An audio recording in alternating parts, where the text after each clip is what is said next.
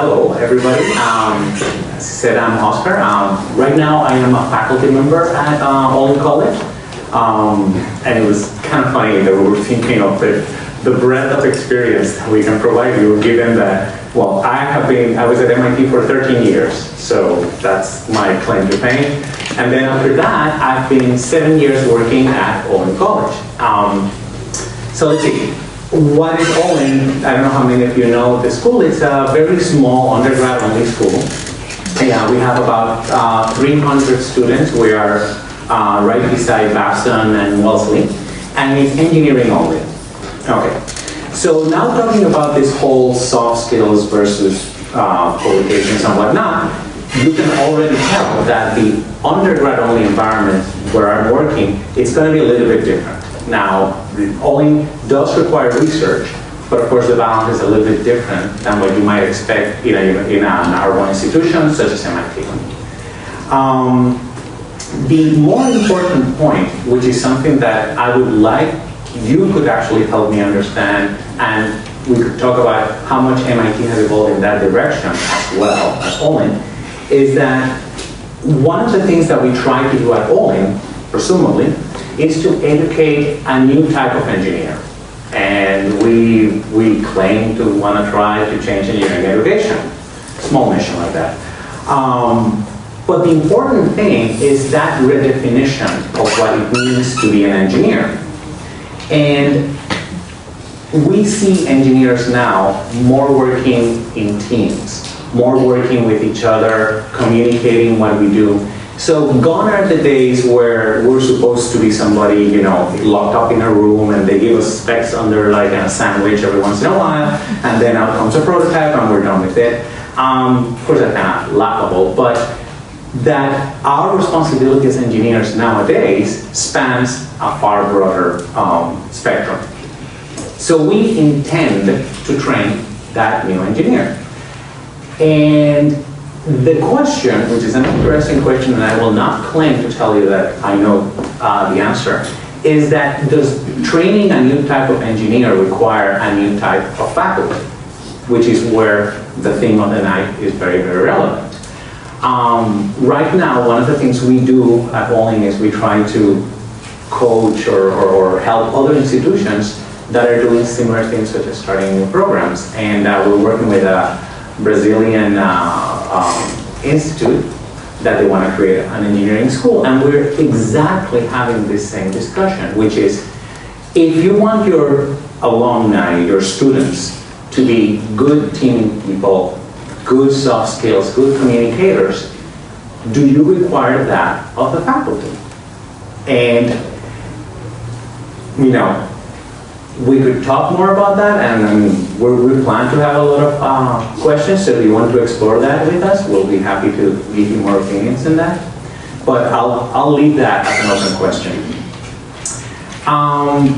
So this, of course, addresses the first important question. I wanted to divide also, because when we're talking about all these soft skills, first is recognizing whether you need soft skills. How much do you need to be able to talk to people, to team, to relate, blah, blah, blah. The second thing, which is not so clear, is what is the necessary investment? I mean, I think that the first order, we can all agree that, yeah, you should be able to communicate with people. I don't know how many of you played the game The Sims. And I remember that to get points of charisma, all you had to do was stand in front of a mirror, right? And you go, and if you kept on talking in front of a mirror, you would become a politician or something like that. Is that what we're talking about, right? Are we talking about simply every once in a while looking into a mirror and saying, oh, I should? And the truth is that I can tell you it's not that simple.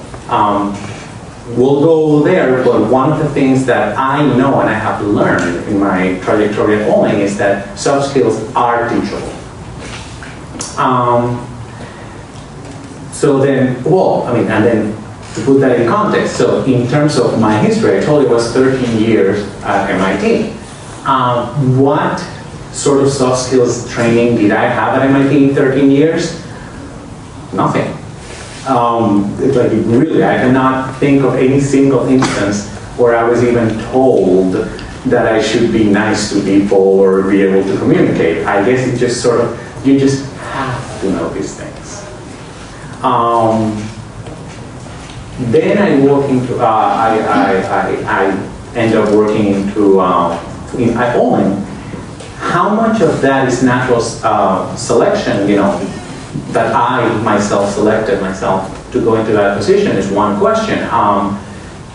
Jennifer and I were just mentioning the fact that probably you're a self-selected group just by the sheer fact that you're here. But we can explore that too. But what I can tell you is that as soon as I landed that job at Olin, boy, they walk the walk. All of a sudden, 60 to 80% of the classes are team, and I get thrown into situations where all I have to do is deal with team dynamics and are they working well together. And I was like, that has nothing to do with engineering. That was my first impression. I can tell you now that that is everything to do with engineering. It has everything to do with being a professional.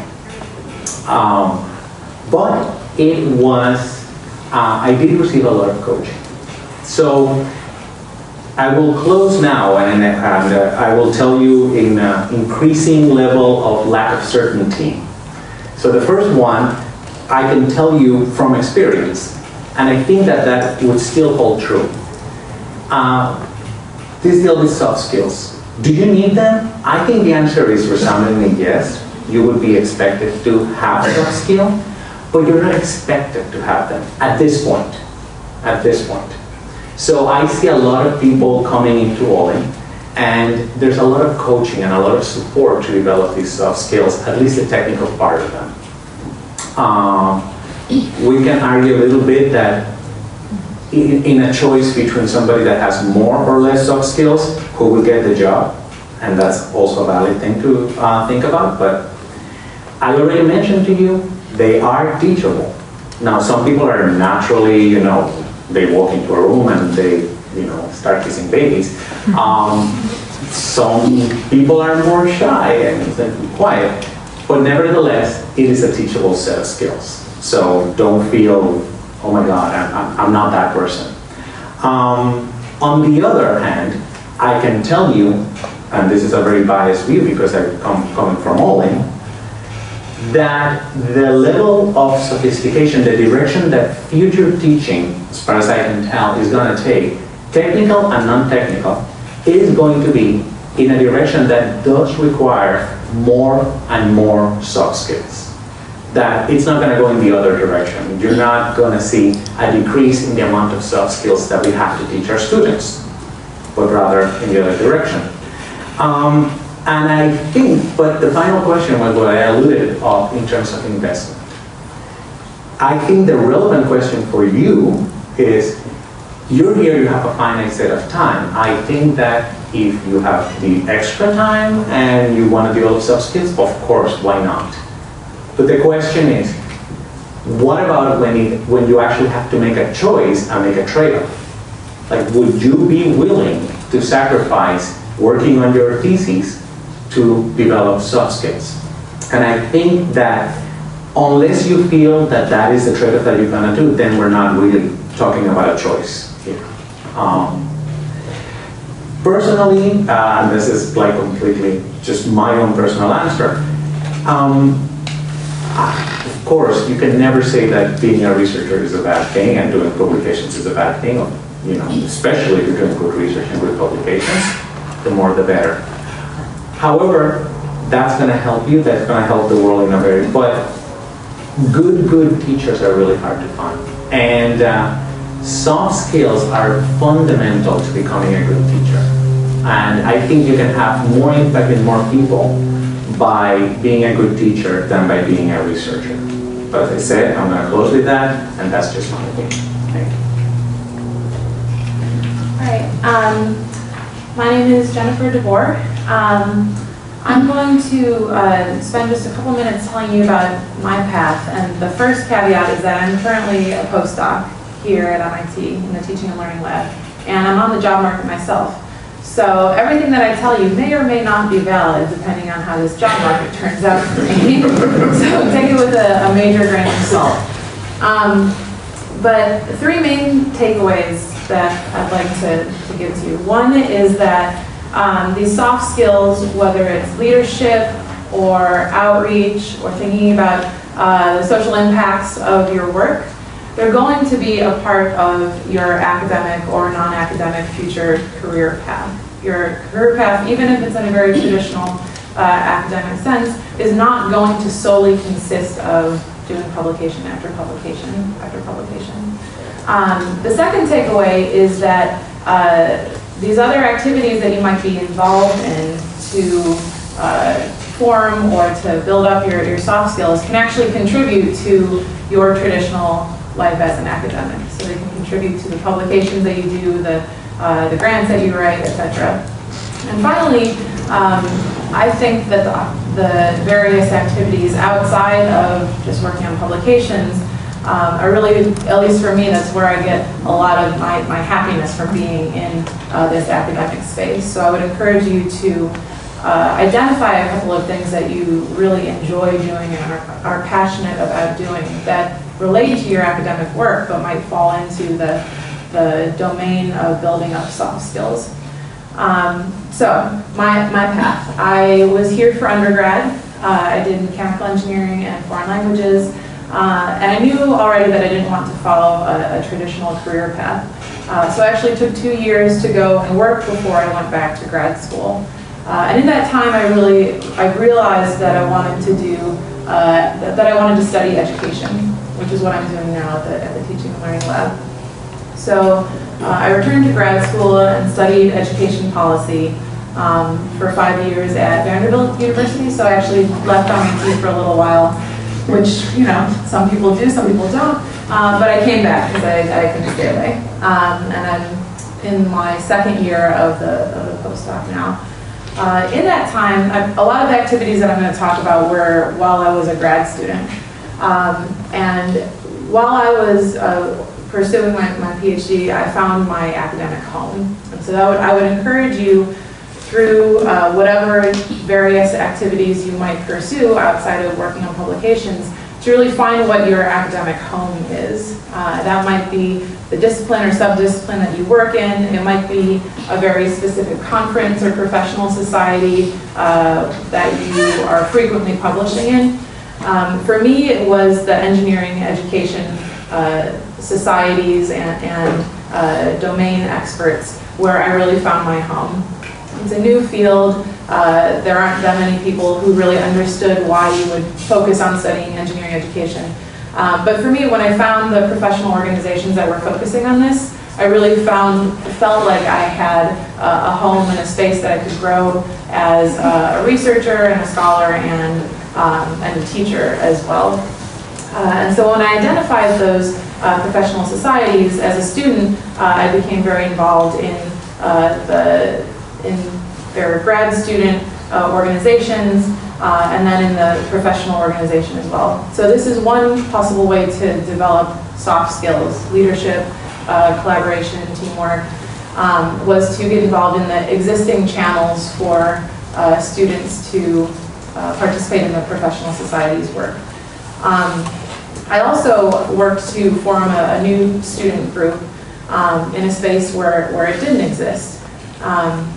And I actually continue to work with that group. So in that sense, I would also encourage you to, if you see a space where there isn't a club or an organization that you think there should be, to go ahead and give it a try, to create one. It's a great learning experience to go through the process of creating an organization and trying to make it sustainable.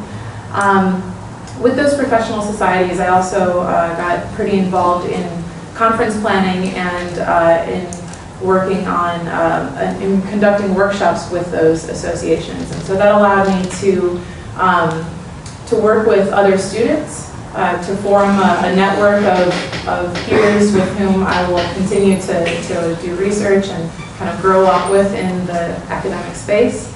And it also was a pretty straightforward, easy way to get involved with the professional association and have the experience of working with logistics and conference planning, but also seeing what other research was out there in my field. So rather than having to read every single journal article in engineering education, I was meeting the other researchers who were conducting work in this space. Beyond that, I would say a big chunk of my time while in grad school was getting teaching experience. And I know that's going to be, there's a whole spectrum of how much time you can devote to getting teaching experience, but I would strongly recommend getting some teaching experience, whether you're going into an academic or a non-academic job market. That will allow you to develop a number of different soft skills, and I think it will really set you apart. Because if you're, say, in a traditional job market search and you have two candidates who have all the required qualifications, and one is a very thoughtful, accomplished teacher who has run his or her own class, that candidate is going to stand out. So again, in the traditional job market, it might not be the one quality, but it will be something that will distinguish you. Ways to do that include going through the traditional channels, working with your PI to maybe TA a class. I would encourage you to check out the Teaching and Learning Lab's website. We run a teaching certificate program, which you may have participated in already. You can check us out at tll.mit.edu. And that's a good way to get kind of a crash course in teaching methods and strategies to help you as a teacher manage your time and your classroom. One of the modules that is included in that program is creating a teaching statement. And so I would encourage you to think about, even if you don't go through that program, think about who you are as a teacher, your teaching persona and your teaching goals. Because that exercise in and of itself will help you reflect and develop that as a soft skill. What else? Like I said, I think one of the main takeaways is that these other venues for practicing soft skills can feed back into your traditional academic life. So because of my work with these professional associations, I gained a number of collaborators with whom I've been able to publish. So it's not that the soft skills and all the activities that you would that are involved in those soft skills are so separate from doing publications. They can be there can be a good synergy there, so you don't have to think of all this extra time that you would spend on these soft skills. So I'll wrap up with that. Again, the three takeaways. I think that these soft skills will set you apart and will be a necessary and fundamental part of your academic or non-traditional life after being a grad student or a postdoc. Second, they can feed back into your publications, whether it's getting a co-author for a paper, understanding what other kind of work is out there. And finally, they can and should enrich your life. So identify one or two things that you really do enjoy doing, and make some time for that besides just working on your research and publications all the time. So I think we want to maybe stop there and just leave the rest of the time for questions. We'd like to, as much as we can, offer our experiences thus far, tailored to what you're interested in asking. And frankly, open the conversation, right? I mean, because nothing makes us the absolute, other than, and I guess one question which is to me relevant is like, are all of you thinking of becoming professors, or what is it that drives you to be here? Like, what is the question in your minds? Not everybody has to answer, right? But to me, that would be an interesting question. I'm here just because I don't actually know what soft skills are, and also people tell me that, oh, you don't seem to be interested in small talks or something like that. So I don't know if that's something just you can address, or just I want to know what's out there, what I can do, or should I do to try to improve that. Actually, she is more of the expert of formal soft skill training. What I can tell you, yes. I mean, soft skill, of course, I don't know, does it have a formal definition? No, I mean, there are a number of terms that are used around soft skills or professional skills or non-cognitive skills, depending on what domain you're working in. But in terms of like an actual step-by-step, this is how you get it, I don't know that that would be as effective as, like I said, actually seeking out opportunities to practice, whether it's professional networking, if someone is talking about small talk. Professional networking, I would say, is a skill that's useful for any and all of us, and perhaps the best way to get that is to practice. So when you go to your next conference, perhaps seek out the networking evening that they might have, or make it a goal to talk to 5 new scholars and introduce yourself.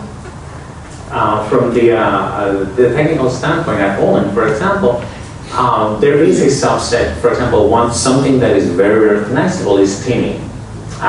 Like I mentioned, you have no idea how hard it is to work in a team, and that's my bread and butter. Our bread and butter, teaching at Olin. And I was actually frankly surprised because, again, from not having any training here at MIT, all of a sudden there's like, oh, well, you storm form norm, and then you do these things, and there's these old contracts and all that. At the first time you hear all these things, you're like, and we go through that process. That's the interesting part. Our students are engineering students, typical like MIT level type.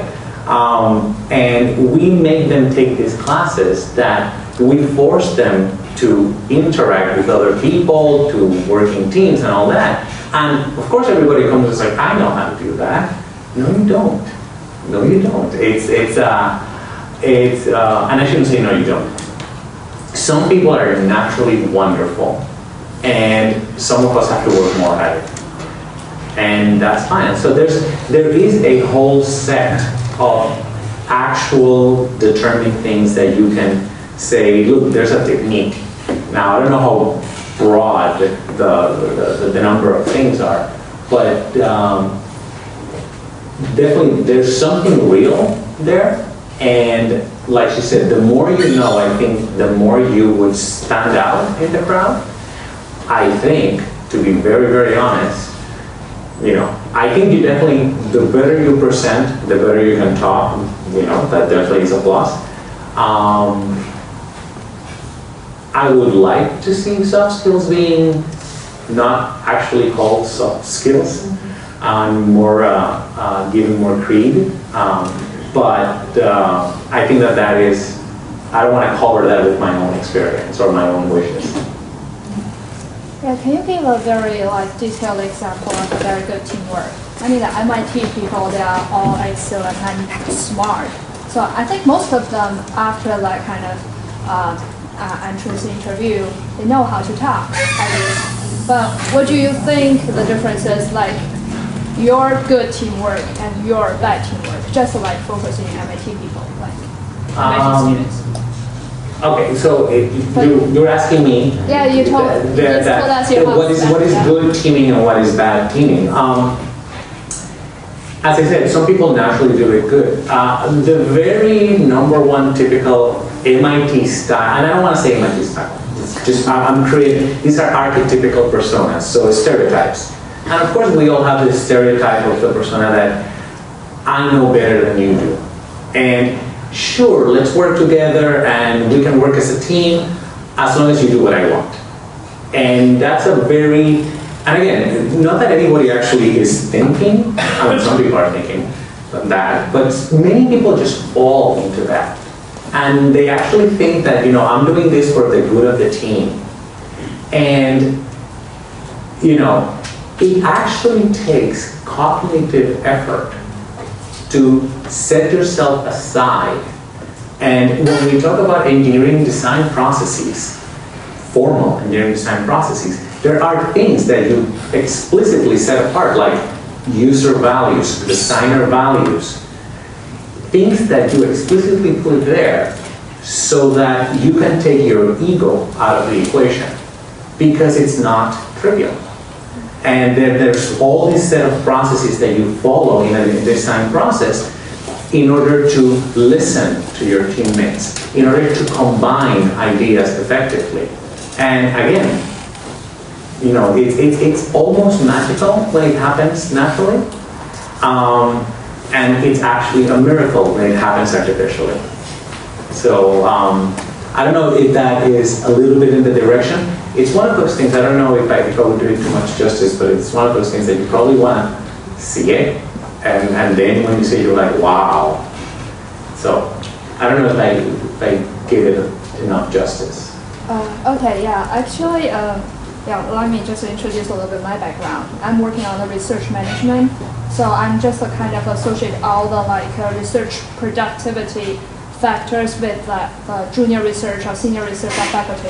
So how can we combine all these factors to make a good productivity of the research group or research individual? So teamwork is a very important part of it.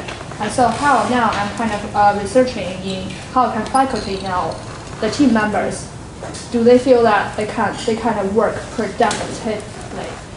It's like, so how faculties can create a very good environment for their students to make sure that they are kind of doing a very good research. They think their productivity is good enough.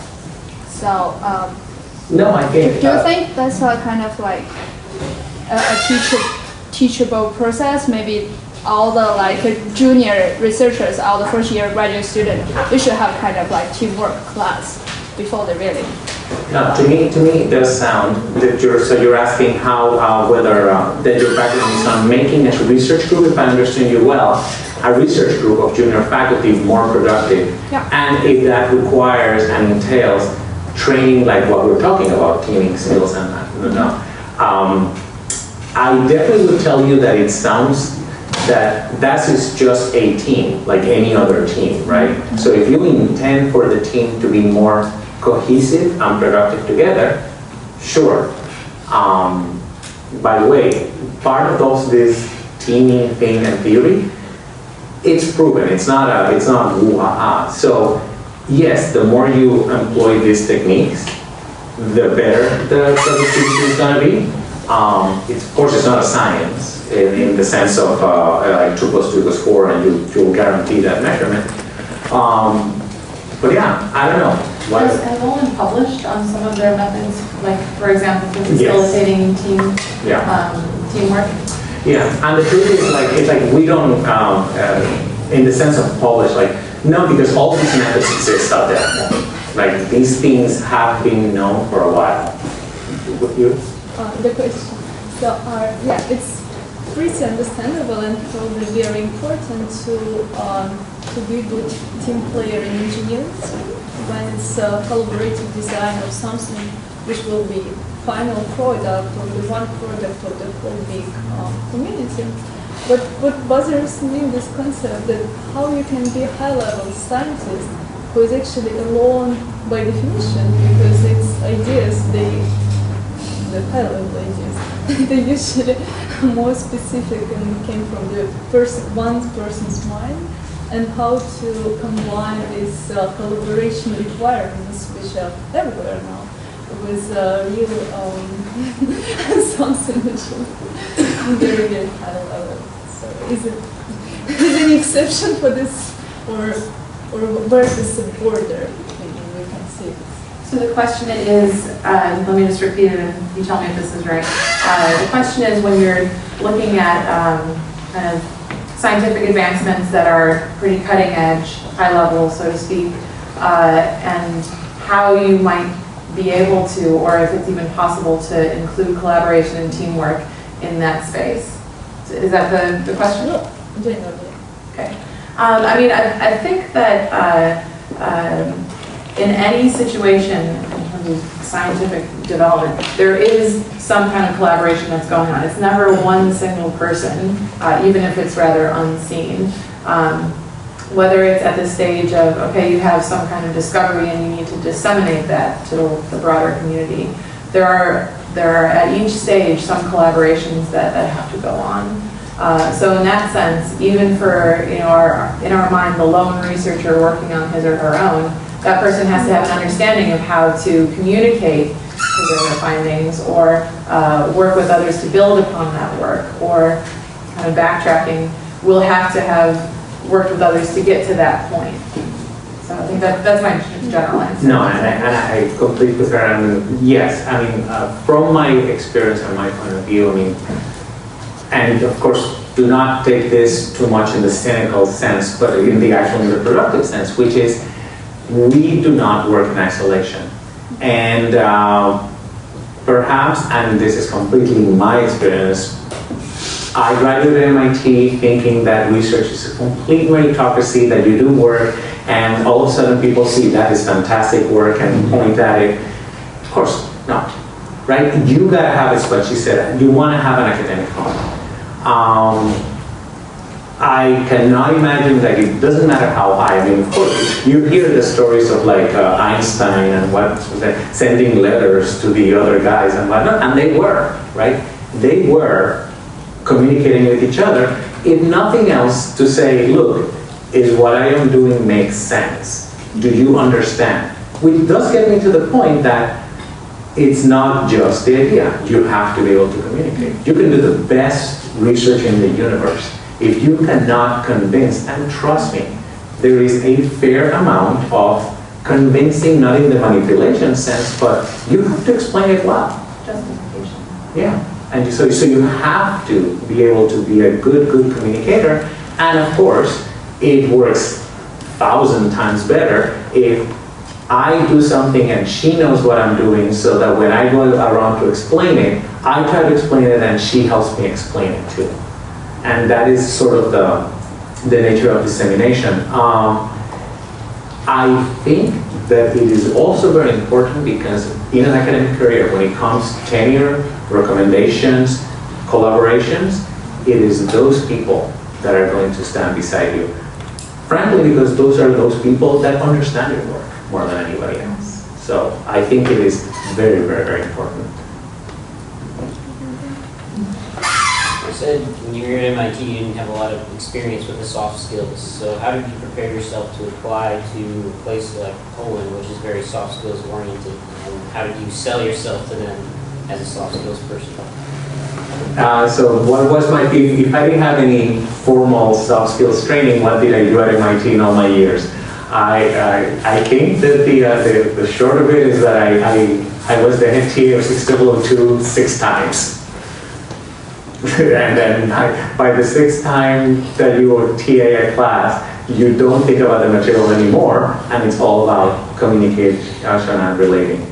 And probably that is it. Like that was probably my teaching formation, if you want to think about it. And it didn't involve anybody telling me. It involved me looking at teachers that I thought, wow, this teacher is good, that teacher is not so good, and all that.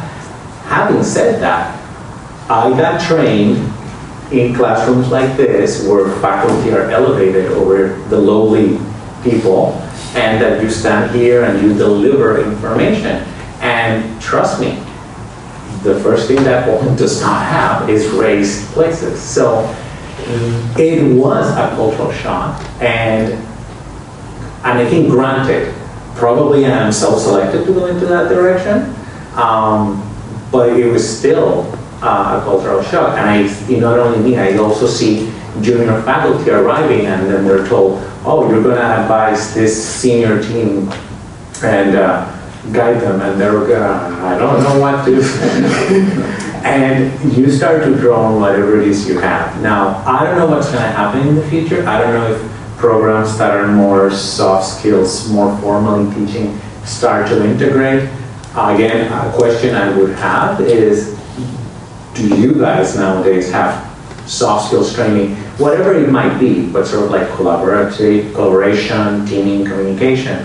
I can tell you that at Poland is a very explicit component of the education. But I don't know if that is just us, and how much has that permeated the rest. Actually, you come to that better. Well, so the teaching certificate program, which I mentioned, runs 3 times a year. So there's enough demand for it to go in the fall, spring, and then sort of a condensed version in May. But that said, I run into people very frequently who have never heard of the Teaching and Learning Lab, which has a host of resources, not necessarily focused on soft skills, but soft skills applied to preparing yourself as a teacher. So we have a whole resource library, we have specific workshops that we'll do for particular departments, consulting with faculty who are using new teaching methods. So there's a whole host of things that we do, but we don't, like you're saying, it isn't necessarily very integrated into the life of every single department or every program that is training future faculty. So if that's something that you're interested in, let's make that happen. But for now, we're there to serve anybody who is interested in those resources.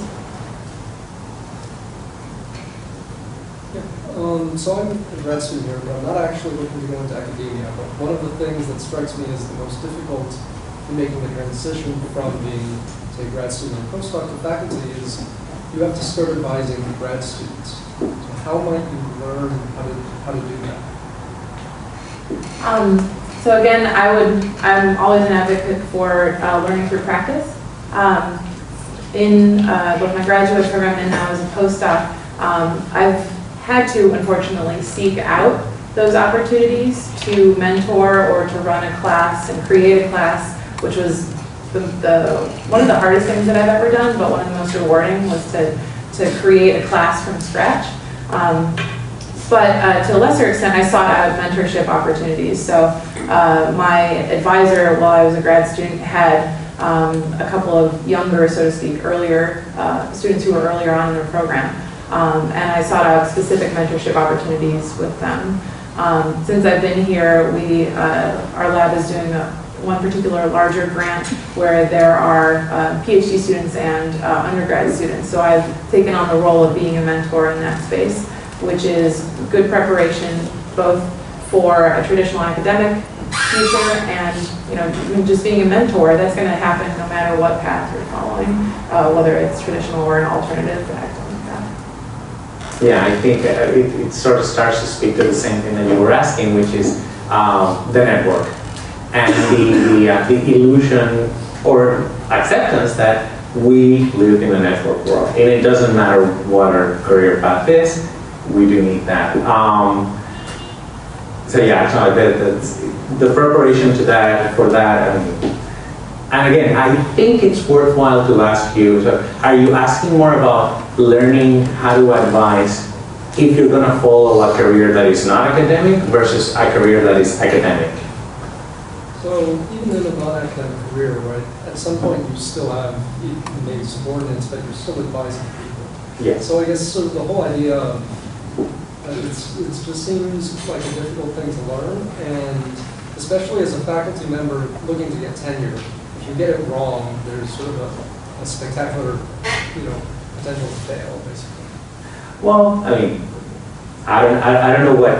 I think we all have our experiences from being advised, and I've had pretty nice advisors and not so nice advisors. Not mean, but I guess the extreme of that is more or less like, oh, here, I'm going to take these classes. Okay, done. Bye. See you next year.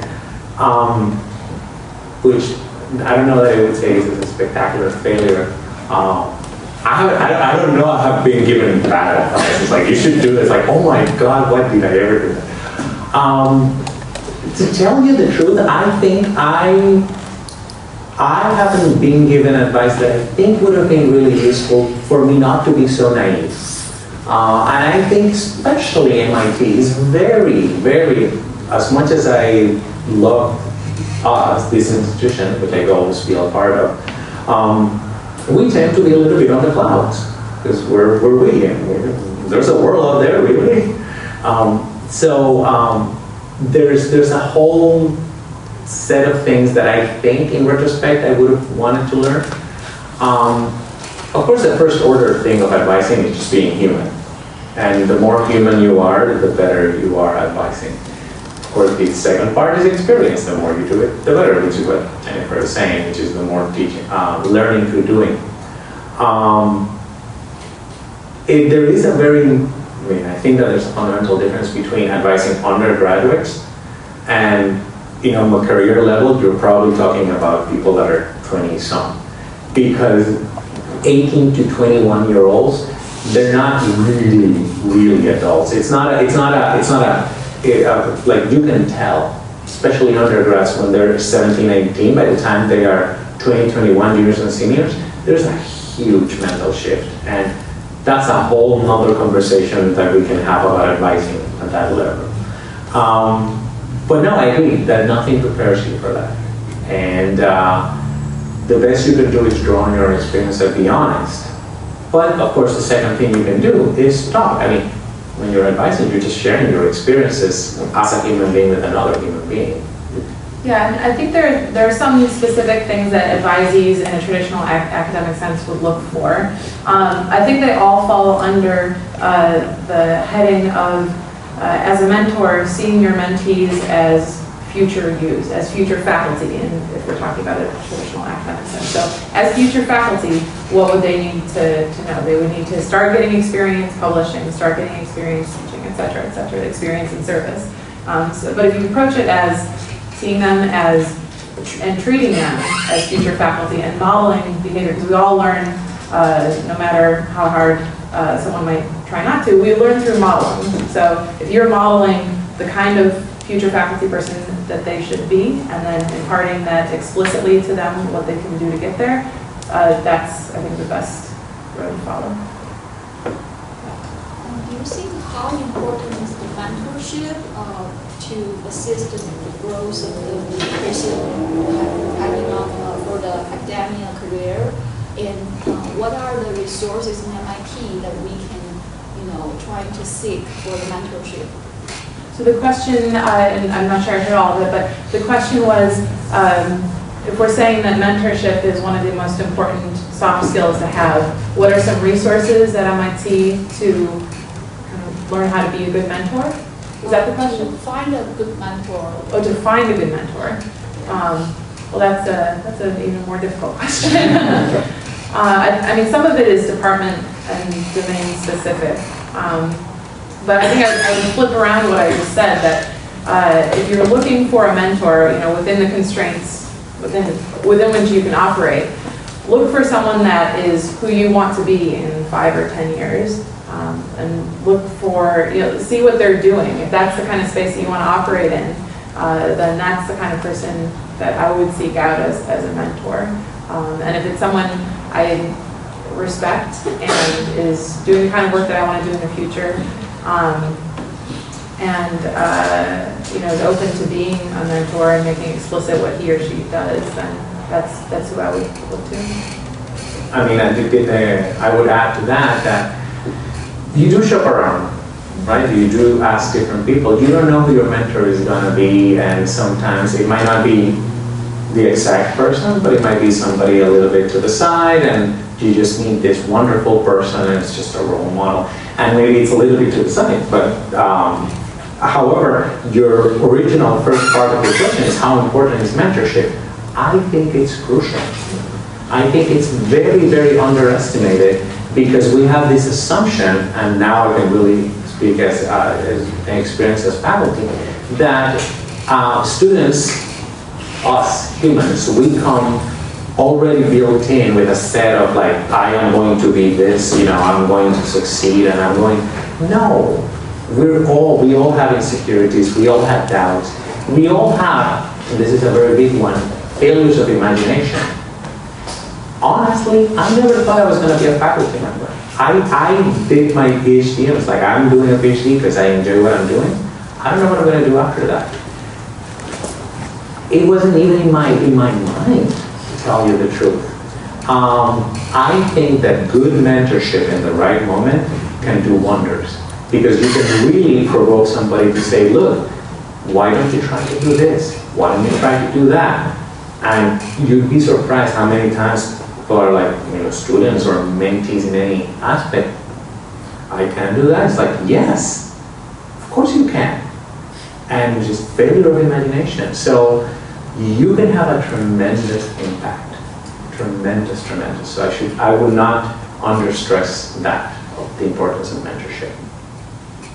Because I realize the importance of mentorship, but it's very hard to stretching out and find the right person and approaching and eventually get agreed to be your mentor. So I think the process of that is very difficult for us as postdoc and students, to be able to actually successfully find a mentor. Yeah.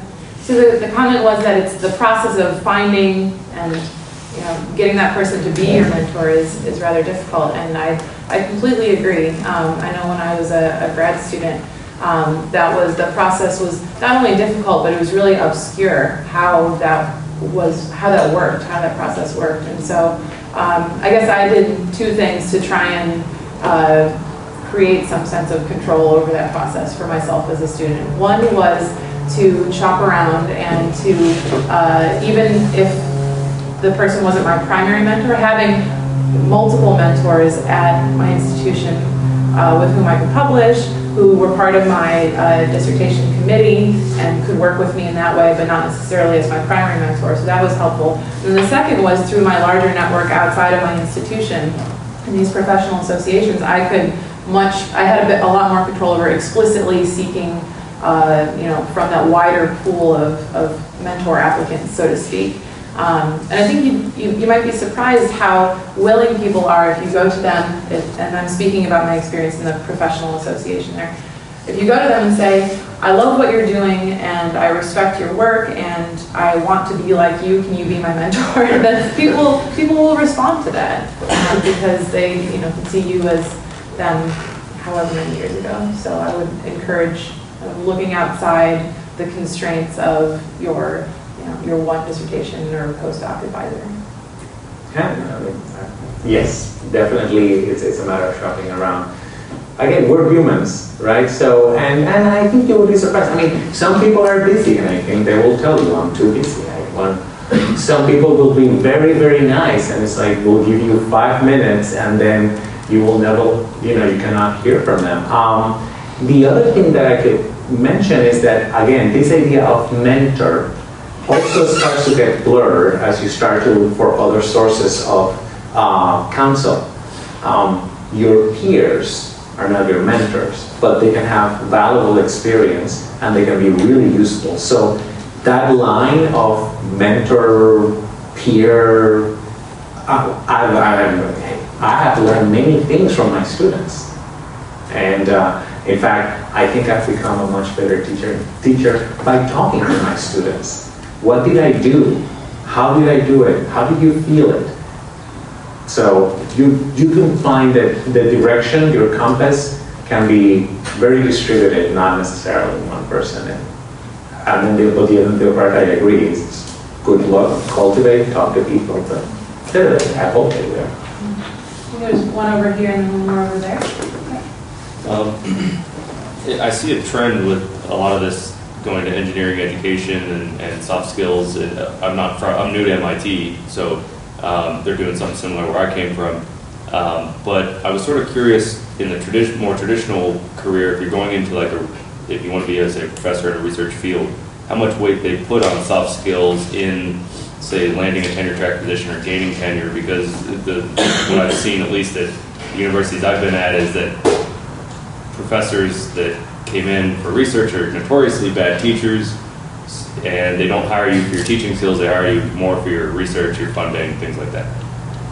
So speaking very practically, just some of the feedback that I'm starting to get in doing this job market thing right now. The question. The question. Oh, sorry, yeah, the question for the camera. The question was about what the practical value is about all these other soft skills, so to speak. Because they are entering into course as we talk about improving engineering education, etc. But how much do those really matter? What really matters for landing a tenure track job and then getting tenure? Is that the question? Yeah, and also as far as trending, do you see the trends changing? Because historically it's sort of been like that, but is it shifting because of this need for more team skills and things like that? Yeah, so then the other part of the question is that shifting? So I'll speak more to the first part of the question, I guess. A couple of different sources have given me this feedback as I'm going through this process right now, that there's a bar. You have to have certain qualifications. You have to have publications and funding experience. Those things have not gone away. But once you kind of get your foot in the door, what will get you hired is basically if they like you, your personality. I mean, it's speaking very, very bluntly. You know, when a search committee, and I sat on one as a student and have talked to a number of people on search committees since then. The search committee needs to see that you will fit in their department and that you will be able to get along with people and work with people there. So they have to like you. Once they see that you're qualified and everything, it really is your communication skills and your personality and your ability to get along with people and build on their strengths and complement what's going on in the department that will get you hired. And then in terms of tenure, that's perhaps true maybe to a lesser extent, because tenure committees do have usually some very specific criteria. But a lot of it is about being able to work with colleagues within the university, outside of the university for, as Oscar mentioned, you'll have to get letters from people outside of your university supporting your candidacy for tenure, etc.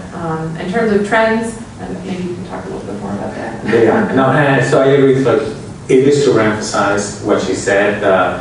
Again, the importance of having your community, your home, your academic home cannot be overstressed either. Meaning you do need your group of people that understand you, that you will see normally. That doesn't completely address your question. The shift to soft skills, I'm going to give you a very biased answer, right? Because I am in an extreme situation. Olin is one of very little institutions that is devoted to this. Having said that, we do get a lot of interest. And whatever it is we're doing has touched a nerve in the academic community. In fact, I went to a conference with her, and it was in Colombia, and this is the closest I felt like a rock star. I didn't know. It's like, I'm from Olin, really? And I didn't know. And that, if nothing other than being a paid advertisement from Olin, what it does tell me, and I think that what sets us apart, is the attention to what you would call soft skills. I guess I can say that, but one thing that we do is that when we admit our students, sure, there's a bar, but then after that, there's all these other cloud of things that we look at are explicitly different from saying, I went to, I know that there's something wrong with that, but I've done robotics all my life, and this is all I've done, right? And so we start to explicitly look for students that show leadership, that show all these traits. The question is, how long until that cloud, especially with my comment, do you need, if you're teaching students like that, do you need faculty to be like that? How long until this process percolates, is that the right word, all the way up, right? I am with you in the whole cynicism of like, oh yeah, but at the end of the day, you know, you have so many publications, that matters. I think it's going to take time, and we can be a judge and have an argument how long it takes. Certainly, there's the human aspect, and the human aspect is undeniable, which is what she was saying. You can be very, very smart, and you go to a group and say, yes, I am smart. I am smart. Yes, I am very smart. I'm very polished. And they can agree that they're smart, and they won't hire you. I was on a search committee that did not hire someone because he came in exactly like that, and he had exactly what the search committee was looking for, a lot of accomplishments, and people walked away thinking that he was a huge jerk. Yes. so that's that. So are we trend setting or not? I mean, I actually hope we are, because it's more pleasant and it's more humane to say, look, in order to be an engineer, in order to be a good technical person, you have to work with other people, and you have to relate well. And I don't know, I guess we can also go into the versions that nowadays, can you be the lone researcher and then do the super things? I think that fields are becoming so and so specialized, and Einstein could exist in 19 blah blah blah, but could he exist now, right? But that's a whole other discussion for another day. But it does emphasize, I think, for the most part, discoveries and research, even state-of-the-art research, is done in community. So, but the trend part is a big, big question, and I think institutions like Olin are betting on that. So. Final questions? I suppose mine is the same questions as the last, but applied to public engagement and outreach. So in the UK, that whole thing was completely ignored except for a few pioneers, I suppose. And then it became part of the research exercise, as in how your output, your academic output is judged. A low percent, like 5%, but still. And then suddenly loads of profs started going into it, going to schools, studying all these public seminars. So yeah, how is it weighted here in terms of applying for tenure track? And do you think that it's going to continue to be valuable, or is it just a passing phase? So I don't know that we have such an explicit, weighting system as exists in the UK, but I think that there is a notable, I guess maybe a section of the CV or what you might highlight in an application to a faculty job or for tenure that would include public engagement, whether it's through guest lectures and keynotes. That's certainly a way to not only get those lines on your CV, but to engage with the wider network of researchers, get your work out there and get people talking about that, because that has sort of secondary benefits that will come back even if it's not explicitly rewarded. So guest lectures and keynotes. I think we're seeing an increase in interest in public engagement through things like blogging or engagement with opinion pieces in digital media of whatever sort. That's another way, not necessarily to get directly rewarded for that, but to establish yourself as a credible source of information that people will go to, because those kinds of benefits will come back even if it's not, okay, you had 5 articles that were written in the New York Times or whatever it might be. It'll be that kind of secondary indirect benefit. What your question made me think of, like, what is if there's anything that we can point to, and the only thing that came to mind is the NSF bio sketch. Now it has somebody help me, that it has the other part. What's it? Merit and broader impact. No, that the bio sketch has a part that it's weird, that it's like, synergistic activities. Which, what? But of course, they're trying to capture, instead of saying, I did this, it's like, what did you do in a broader, like, I've done this activity over the years and related. And, we can laugh at it or sort of like, but of course, what they're trying to get at is that we want to be able to capture and reward and note this type of thing that is, granted, it's hard to say, how many dollars of grant money did you have? That's a number. What is the value of this? But we're trying. And the reason we're trying is because there is a value. There's an old saying, what is it, that you tend to value more the things that are easier to measure. But of course, that doesn't necessarily mean that those are the most important things. They're just the easier ones to measure.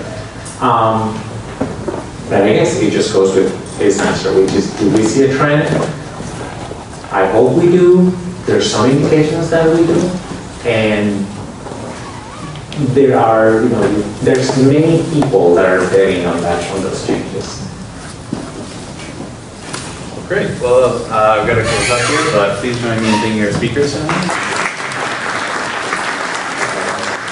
Thank you all for coming out. And if you have any more questions, maybe we'll speakers hang around for a few minutes.